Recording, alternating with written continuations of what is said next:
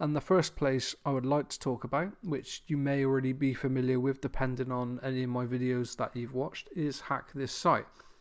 Hack This Site is getting on now a bit, but this was one of the first sort of hacking sites I ever come across, and it was probably one of the first ones available on the web. It's a good site, it's a bit dated, but they offer a number of challenges, including basic web missions, realistic missions, application missions, realistic programming, JavaScript, forensic, extended basic, and Stego missions.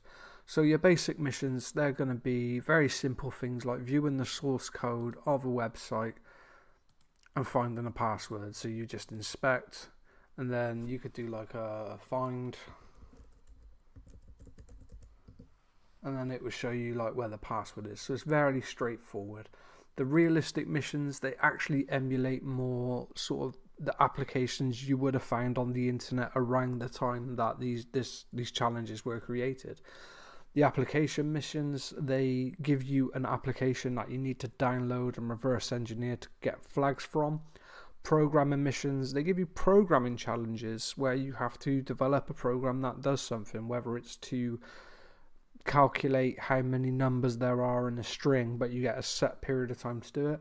Phone phreaking missions, you phone a switchboard. Phone phreaking is an older sort of method of hacking switchboards and things like that.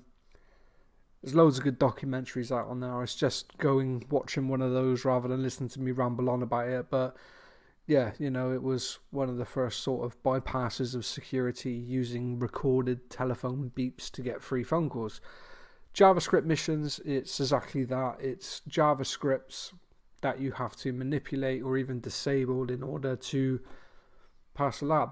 Forensic missions. So computer forensics usually consists of trying to find things on drives or things like that, or finding hidden things or things that have been destroyed. Extended basic missions, I'm currently going through these now. They appear to be more programmer orientated. You have to work out programs. And Stego missions, short for steganography. That is when you hide data inside other data. So the most obvious example is hiding a WinRAR or a zip file inside a picture. That's quite a well-known version of steganography, but there's also missions where you have to find things in audio, find the keyword in an audio or something else to that effect. And then IRC missions, which focuses on internet relay chat and the missions you can do there. But yeah, it's a lot of fun, and there's a lot of knowledge to be gained from there to this day. Some of it is quite outdated, I believe, and one of the realistic missions, it focused heavily on Flash, and we know Flash is hardly used on the internet. Well, shouldn't be used anymore, and most modern browsers don't support it, but there are some really good chunks of knowledge that you can get from there, and it's all legal. All you have to do is create an account, log in, you get a profile set up to monitor your progress, and it shows you how far along you've come. You also get rankings, and it shows you where you are. I'm currently a wise man on my way to master, but there we go, one day at a time, eh? So yeah, that's Hack This Site. It's something I highly recommend. Again, even if you just want to show the support, they've got an active Discord community. The forums are really good, but I think they're down at the moment.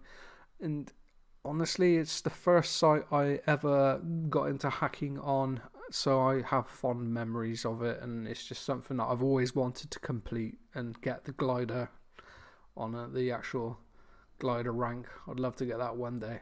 But yeah, that's Hack This Site.